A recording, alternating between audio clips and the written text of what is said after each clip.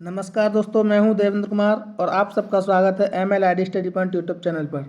कैसे हैं दोस्तों आप सब? आशा करता हूं अच्छे होंगे, बढ़िया होंगे। तो दोस्तों आज मैं आपके सामने DLED प्रथम सेमेस्टर के कंप्यूटर के बहुविकल्पीय प्रश्नों को लेकर के आया हूं। इससे पहले आपने DLED प्रथम सेमेस्टर के सभी बहुविकल्पीय प्रश्नों को देखा होगा। तो दोस्तों शुरू करते हैं आज के इस वीडियो को और देखते हैं पहला प्रश्न। व्यक्तिगत रूप से प्रयुक्त होने वाला कंप्यूटर है। तो दोस्तों अगर व्यक्तिगत रूप से बात की जाए तो माइक्रो कंप्यूटर को हम पर्सनल रूप से प्रयोग करते हैं। अगला प्रश्न दोस्तों, कीबोर्ड की फंक्शन की संख्या कितनी होती है? तो दोस्तों कीबोर्ड में अगर टोटल कीज की बात करें तो लगभग 102 कुंजी होती हैं, 102 बटन होते हैं। लेकिन अगर फंक्शन की बात करें तो ये 12 होती हैं। जो आपने देखा होगा इस तरह से लिखा होता है F1, F2, F3, इस तरह से लिखा होता है F4 और ये लिखा होता है कहाँ तक? F12 तक। अगला प्रश्न, निम्नलिखित में से आउटपुट का माध्यम कौन सा है? तो दोस्तों जब वो कोई डाटा हम कंप्यूटर के अंदर डालते हैं तो उसे इनपुट कहते हैं, और जब कोई डाटा कंप्यूटर से बाहर प्राप्त करते हैं तो उसे आउटपुट कहते हैं। तो दोस्तों स्कैनर के द्वारा किसी भी फाइल को कंप्यूटर में डाला जाता है, माउस के द्वारा भी डाला जाता है, कीबोर्ड के द्वारा।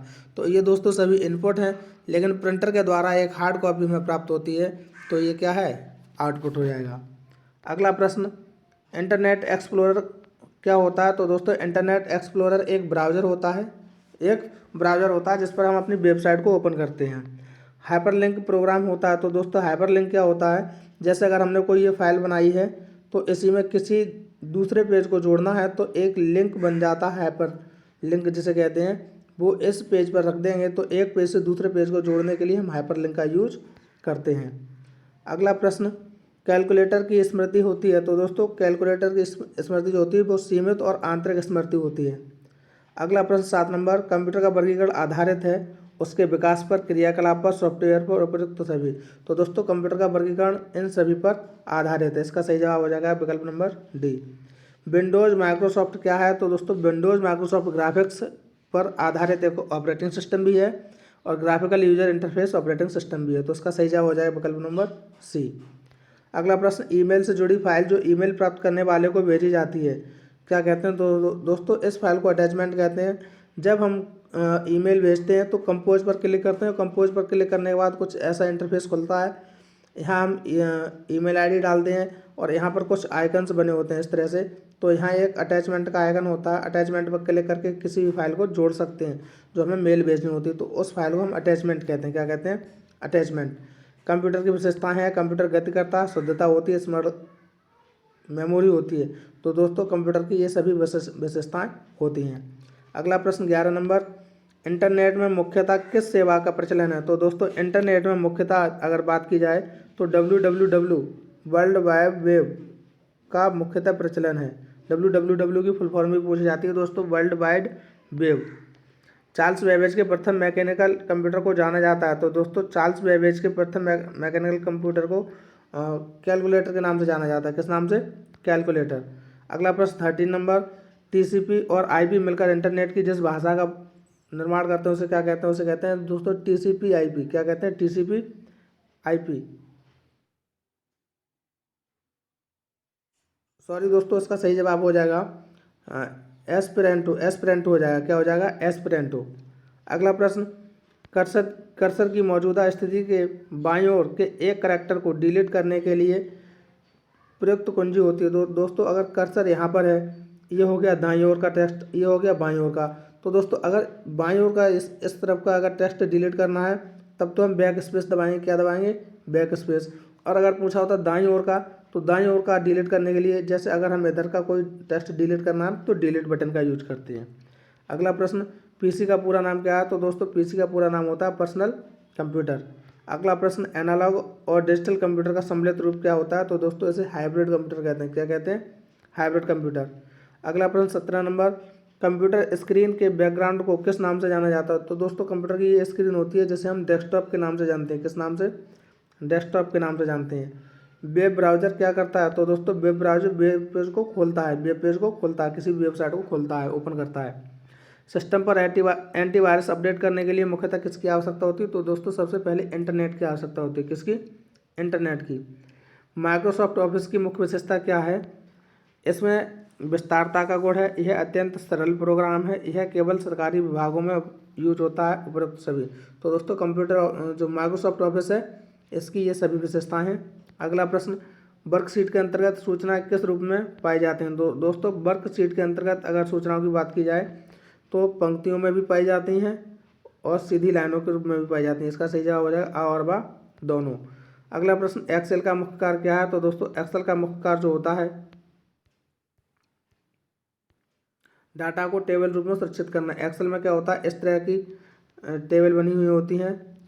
यहाँ 1 2 3 4 ये सीरियल होता है, यहाँ ABCD इस तरह से होता है। तो दोस्तों जो भी डाटा हम इसमें लिखते हैं, इन लाइनों में लिखते हैं, इन कॉलम में, सेल्स को कहते हैं जिन्हें, उसे हम क्या कहते हैं, डाटा को टेबल रूप में सुरक्षित करना। MS पावर पॉइंट कैसा प्रोग्राम है? तो दोस्तों MS पावर पॉइंट की बात की जाए तो प्रेजेंटेशन संबंधी और स्प्रेडशीट प्रोग्राम दोनों हैं। अगला प्रश्न, शैक्षणिक संस्थाओं के लिए निर्धारित किया गया DNS क्या है? तो दोस्तों शैक्षणिक संस्थाओं के लिए .edu होता है। क्या होता है? .edu होता है। किसी वेबसाइट के पीछे जैसे .nic लगा होता है, .in लगा होता है, तो शैक्षणिक संस्थाओं के लिए .edu लगा होता है। अगला प्रश्न, डाटा सुरक्षा में मुख्य रूप से किसकी सुरक्षा आवश्यक है? तो दोस्तों डाटा सुरक्षा में मुख्य रूप से हार्ड डिस्क की सुरक्षा की आवश्यकता है, क्योंकि जो भी डाटा सेव होता है वो हार्ड डिस्क में सेव होता है। अगला प्रश्न, ऑनलाइन संसार के क्षेत्र में धोखे या जालसाजी किए जाते हैं, हैकिंग से संबंधित, क्रैकिंग से संबंधित, लुभावने ऑफरों से संबंधित, दोस्तों इन सभी से संबंधित है।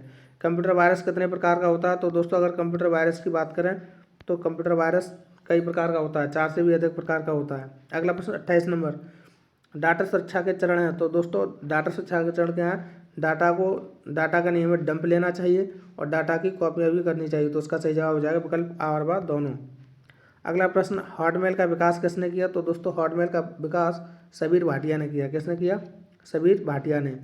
हार्डवेयर शब्द का अर्थ कंप्यूटर के किस भाग से है? तो दोस्तों हार्डवेयर जो होता है वे ऐसे पुर्जे होते हैं जिन्हें हम छू सकते हैं, देख सकते हैं, महसूस कर सकते हैं, तो उन भौतिक पुर्जों से होता है। सॉफ्ट कॉपी एक आउटपुट है, तो हार्ड कॉपी क्या है? तो दोस्तों सॉफ्ट कॉपी एक आउटपुट है, तो हार्ड कॉपी जो होगा वो प्रिंटेड आउटपुट हो जाएगा। क्या हो जाएगा? Printed output. कंप्यूटर का मुख्य कार्य आंकड़ों को परिवर्तित करना है। सूचना में, यूनिक्स में, लिनक्स में, इनमें से कोई नहीं। तो दोस्तों कंप्यूटर का मुख्य कार्य होता है आंकड़ों को सूचना में परिवर्तित करना। प्रोसेसिंग क्या कहलाता है? डाटा को व्यवस्थित करना, डाटा की गणना करना। तो दोस्तों ये दोनों क्रियाएं प्रोसेसिंग कहलाती हैं। अगला प्रश्न, MS पावर पॉइंट प्रोग्राम में व्यू की संख्या कितनी होती है? तो दोस्तों MS पावर पॉइंट में व्यू की संख्या 4 होती है। अगला प्रश्न, बाजार में सर्वप्रथम विंडोज़ के साथ उपयुक्त रूप से पावर पॉइंट का कौन सा वर्जन आया था? तो दोस्तों अगर पावर पॉइंट की बात की जाए तो 3.1 आया था। FTP का पूरा नाम क्या है? तो दोस्तों FTP file transfer protocol, FTP file transfer protocol है। और दोस्तों अगर HTTP की बात की जाए तो हाइपर टेक्स्ट ट्रांसफ़र प्रोटोकॉल होता है। क्या होता है? Hyper text transfer protocol. अगला प्रश्न, फ्री ट्रायल वर्जन सॉफ्टवेयरों की एक्सपायरी अवधि कितनी होती है? तो दोस्तों जो हम इंटरनेट से डाउनलोड कर लेते हैं ऐसे सॉफ्टवेयरों की जो अवधि होती है वो 1 महीना मतलब 30 दिन की होती है। कितनी? 30 दिन बाद वो एक्सपायर हो जाते हैं। 38 नंबर प्रश्न, किसी IP एड्रेस में कितने भाग होते हैं? तो दोस्तों किसी IP एड्रेस में 4 भाग होते हैं। जैसे इस तरह से IP एड्रेस लिखा होता है, ऐसे 4 भाग में IP एड्रेस लिखा होता है दोस्तों। ठीक है, तो 1 2 3 4, तो IP एड्रेस में कितने भाग होते हैं? 4 भाग होते हैं। कंप्यूटर शब्द अंग्रेजी के किस शब्द से बना है? तो दोस्तों अंग्रेजी के कंप्यूटर शब्द से बना है। ऑपरेटिंग सिस्टम का मुख्य उद्देश्य क्या है? कंप्यूटर के उपयोग को सरल बनाना। ऑपरेटिंग का मुख्य उद्देश्य क्या है दोस्तों? कंप्यूटर के उपयोग को सरल बनाना। अगला प्रश्न 41 नंबर, लाइनक्स ऑपरेटिंग सिस्टम क्या है? तो दोस्तों Linux operating system multi user एवं मल्टीटास्किंग होता है। अगला प्रश्न 42 नंबर, कंप्यूटर की दूसरी पीढ़ी में उपयोग किया गया इलेक्ट्रॉनिक घटक क्या है? तो दोस्तों कंप्यूटर की दूसरी पीढ़ी में ट्रांजिस्टर का यूज किया गया था। किसका? ट्रांजिस्टर का। और प्रथम पीढ़ी में वैक्यूम का यूज किया गया था। प्रश्न नंबर 43, जो कंप्यूटर नेटवर्क में केंद्र में कार्य करता है उसे क्या कहते हैं दोस्तों? उसे कहते हैं सर्वर कंप्यूटर। क्या कहते हैं? Server computer. कंप्यूटर का शाब्दिक अर्थ क्या होता है? तो दोस्तों कंप्यूटर का शाब्दिक अर्थ होता है संगणक या गणना करना। प्रश्न नंबर 45, निम्नलिखित में से किस नेटवर्क प्रणाली का प्रसार क्षेत्र सबसे कम होता है? तो दोस्तों अगर लेन की बात की जाए, लेन का प्रसार क्षेत्र कम होता है, ये लोकल एरिया नेटवर्क होता है। लोकल एरिया नेटवर्क और दोस्तों अगर बेन की बात की जाए तो वाइड एरिया नेटवर्क होता है। तो सबसे कम क्षेत्र किसका होता है? लेन का होता है। अगला प्रश्न, ऑपरेटिंग सिस्टम जिसमें GUI तथा CUI दोनों कोड विद्यमान होते हैं उसे क्या कहते हैं दोस्तों? उसे कहते हैं विंडोज़। अगला प्रश्न 47 नंबर, वीडियो कॉन्फ्रेंसिंग मूलतः किस क्षेत्र से संबंधित होती है?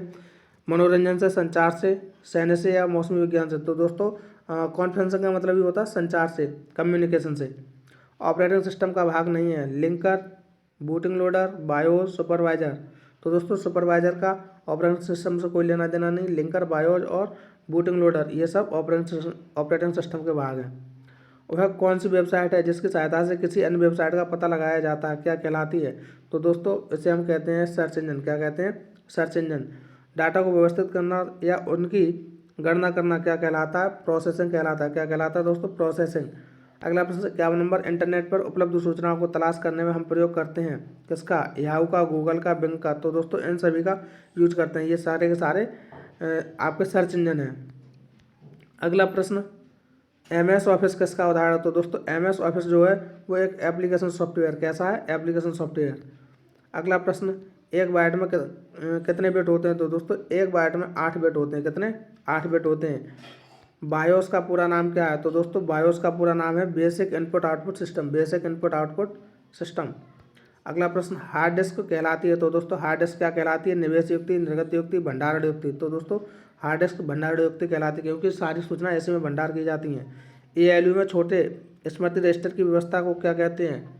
ALU में छोटे स्मृति रजिस्टर की व्यवस्था को क्या कहते हैं दोस्तों? इसे एक्यूमुलेटर कहते हैं। क्या कहते हैं? एक्यूमुलेटर।